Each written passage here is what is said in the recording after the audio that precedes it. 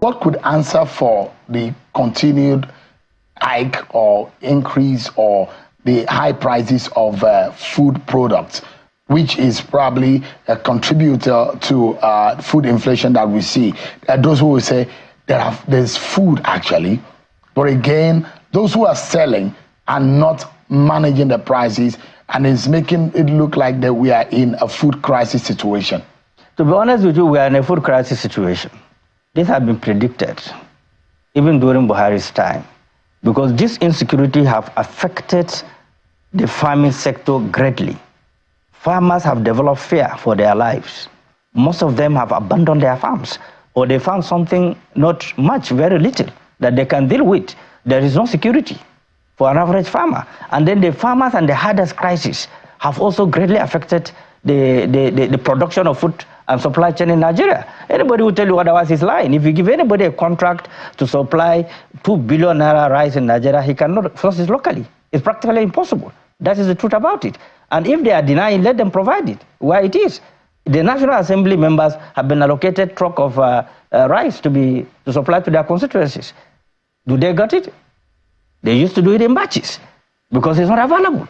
Now, there is nothing that stops government from putting a lot of resources in farming. Nothing stops government to go into conjunction with the states to acquire land and farm because of a rainy day like this. So, I'm a farmer, and I farm a lot, and I know what the farmers are facing. The economic situation is bad. It's extremely very bad. And if you have no access to funds to buy basic things you need in your farm, certainly sales of production will go down. Alhaji Gabam, what do you think this government should be doing immediately? You've talked about how terrible and how bad things are, but what would you say that they need to start doing now to fix things? We've gone past the 1 year of this government in office. What I think the government should do, I strongly believe in it. Government must immediately subsidize agricultural equipment. That is first. If they want this farming season to produce a food supply that will meet up with the population that we are producing, government must create an environment for farmers to go and farm and feel secured, and their farm will not be burnt in their stores. So that is number one. Number two, the government must look into the supply chain of the foodstuff.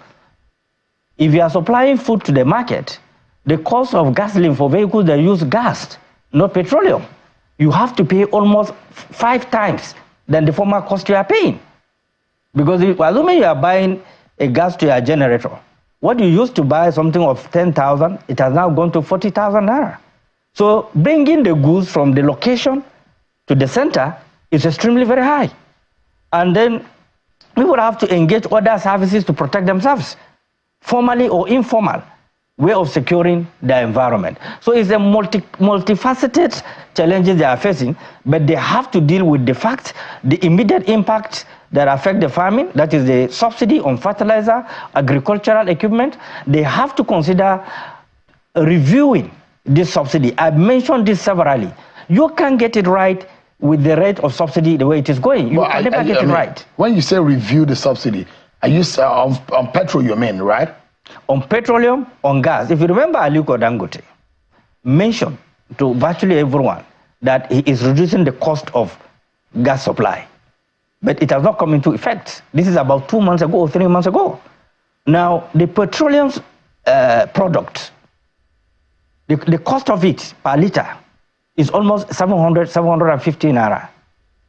How many people can afford it? You know by statistics that a lot of people have kept their cars at home. They cannot drive there anymore because the cost of oiling your car to and fro, if you put 5,000 naira, assuming you live in Kado, bring you to Abu taking you back, the fuel is gone. So you are better off joining public transport. So when you say review the free subsidy, are you saying they should bring it back?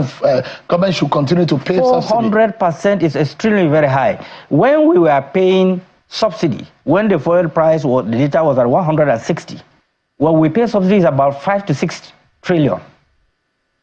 That's what we pay subsidy as of then. Now, the federal government disputed what the Minister of Finance have said, that they are not paying any subsidy anymore.